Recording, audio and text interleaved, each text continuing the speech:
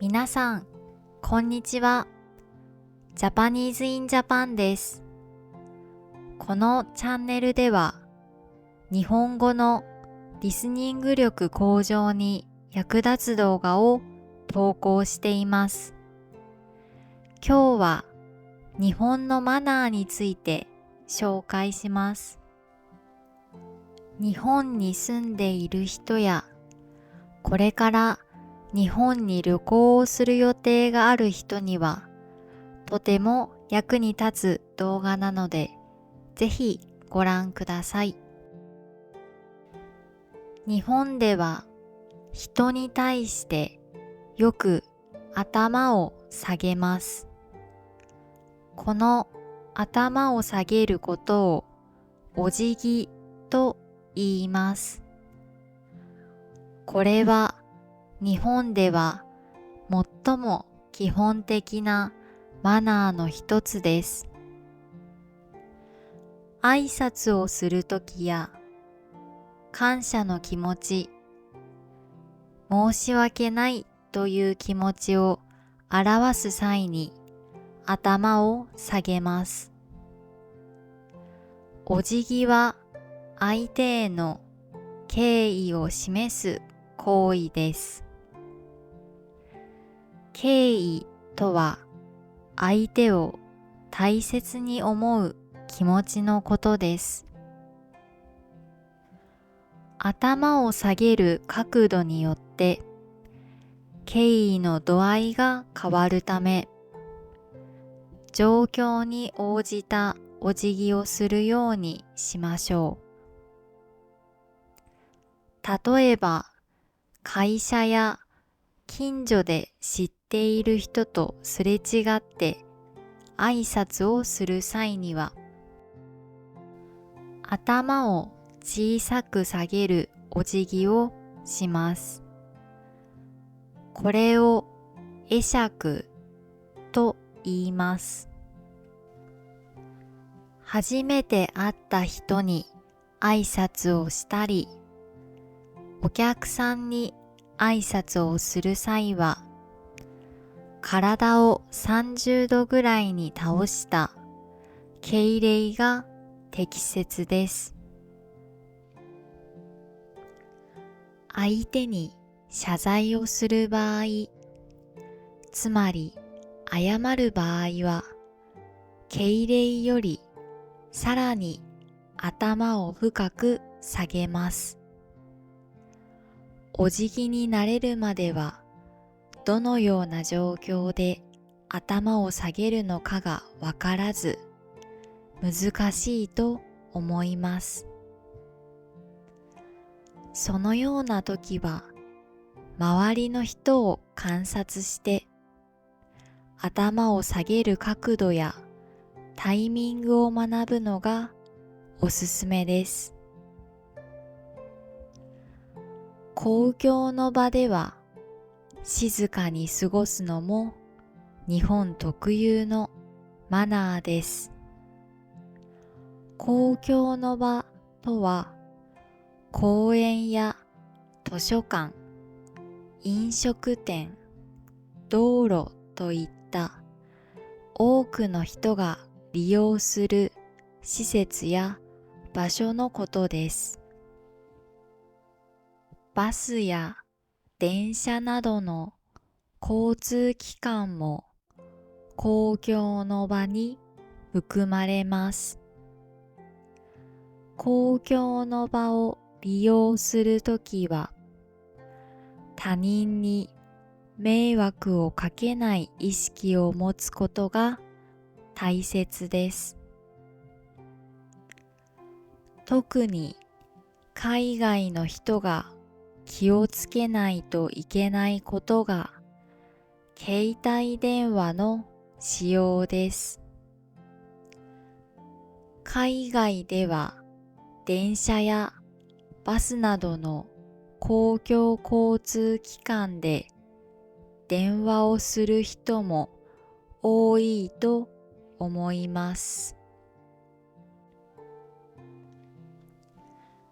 しかし、日本では多くの人がよく思わないので、携帯電話で話すのは控えるようにしましょう。どうしても電話をしなければいけない場合は、電車を降りるか、短い時間で電話を切るようにしましょう。また、静かな飲食店では、店員さんを大きな声で呼ばず、手を挙げるか、すみませんと声をかけるのが一般的です。その場の雰囲気に合った声の大きさで呼ぶと良いでしょう。日本はゴミに関するマナーがとても厳しいです。燃えるゴミと燃えないゴミ、空き缶、瓶、資源ゴミ、粗大ゴミなど分別する種類がたくさんあります。このゴミを出すときのルールを守らないと、近所の人とトラブルになるので気をつけてください。また、このルールは住む町や市によって違います。そして、ゴミを入れる袋も町や市によって違うので注意してください。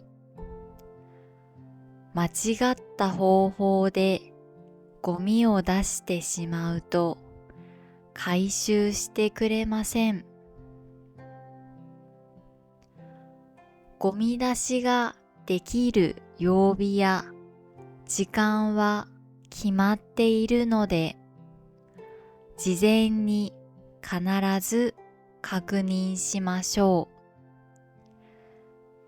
う。例えば、月曜日と水曜日は燃えるゴミの日、木曜日は燃えないゴミの日などと決まっています。また、夜にゴミを捨てると、カラスや猫がゴミを荒らす可能性があるので、禁止している場所も多いです。朝は時間がないので、夜にゴミを出したい人もいると思いますが、禁止されていないか事前に確認するようにしましょう。日本では玄関で靴を脱いで家に入ります。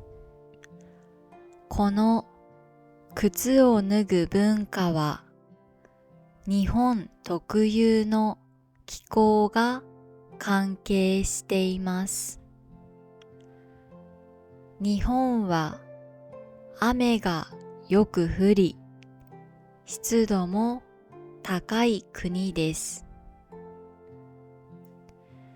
そのため、靴を履いたまま家に入ると床が傷んでしまうという理由から靴を脱ぐ文化が生まれました。日本人は家の外と中をはっきりと分けています。そのため、靴を履いたまま家の中に入ることはありません。ホテルでは靴を履いたまま過ごせる場所が多いですが、エアビーで一般の家に泊まる際は、靴で家の中に入らないように気をつけましょう。また、日本では脱いだ靴をきれいに揃えておくのがマナーです。他の人の家に行った時には、手で靴をきれいに揃えるようにしましょう。相手の話を聞くときに相槌を打つのも日本特有のマナーです。相槌とは相手の話を聞いているときにうなずいたり、そうなんですね、なるほどということです。他の国では相槌を打つと話を遮ったとして悪い印象を与える場合もあるかもしれませんが、日本では共感の気持ちや話を理解していることを示します。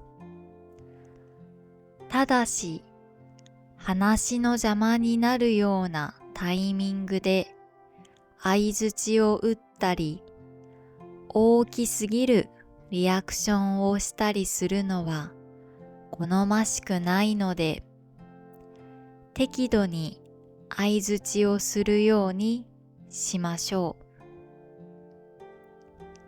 世界でもよく知られているかもしれませんが、日本人は時間にとても厳しいです。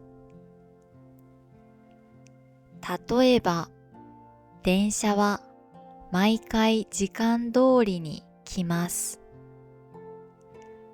たった2、3分遅れただけでも、電車の運転手である車掌さんが謝ります。このように日本では時間に余裕を持って行動するのがマナーです。会議に出席する際は開始時間の5から10分前に会議室に到着するようにします。開始時間ちょうどに到着するのは日本では好ましくない行動だと思われています。約束の時間に遅れないためにも、待ち合わせをする際は目的地までの道や時間を先に調べて、どのくらい時間がかかるかを計算しておくと良いでしょう。友達との待ち合わせでも数分前に到着するのが良いですが、少しの遅れであれば許してくれることが多いと思います。海外の人に馴染みのない習慣は、日本ではレストランでチップを払わないということです。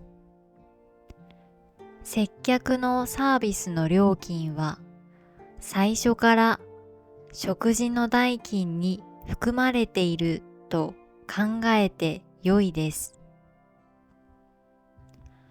高級なホテルやレストランで代金以上のサービスを受けたと思った時には、チップを払っても問題ありませんが、多くの一般的なレストランでは、チップを払っても従業員は受け取る習慣がないので困ってしまうかもしれません。日本では待つときにきれいに列を作って並びます。例えば電車のホームで待つとき、日本では静かに列に並んで待っている人を見かけると思います。電車が来たらそのまま列を乱すことなく順番に乗ります。順番を守らなかったり割り込みしたりするのはマナー違反です。トラブルの原因にもなる可能性があるので、そういった行動は取らないようにしましょう。日本の家ではトイレと浴室は分けられていることが多いです。なぜなら日本ではお風呂は体を洗う場所だけではなく、リラックスする場所でもあるからです。そのため、トイレと浴室が一緒だと、浴室をきれいに保てないので、分けられています。ほとんどの場合、日本のトイレにはスリッパが置かれています。トイレをした後は、トイレから出る前に必ずスリッパを脱ぐようにしましょう。もし履いたままトイレから出てしまうと、とても嫌がられます。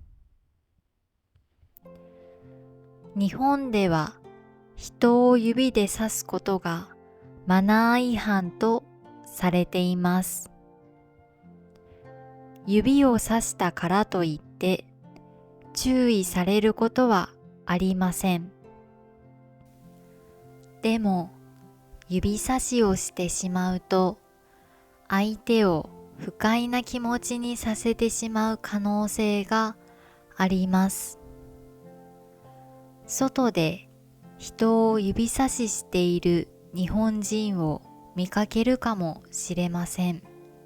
しかし、それらはおそらく親しい友人同士か知り合いだと思います。人を指差ししたいときは手のひらで示すようにしましょう。日本ではエスカレーターは右と左で歩く側と止まる側に分かれています。東京では右側が急いでいる人のための通路で、左側が止まる人のための通路です。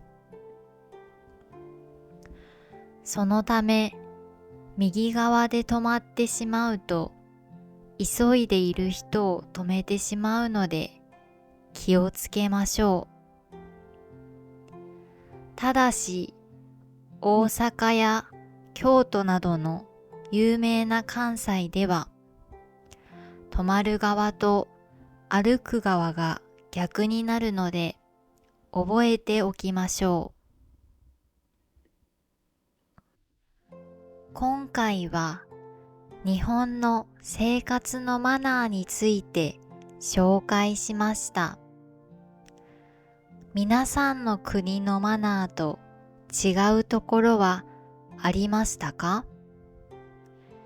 ぜひコメント欄で教えてください。最後まで動画を見ていただきありがとうございました。皆さんのコメント、高評価、チャンネル登録がとても励みになるので、ぜひよろしくお願いします。それでは次回の動画でお会いしましょう。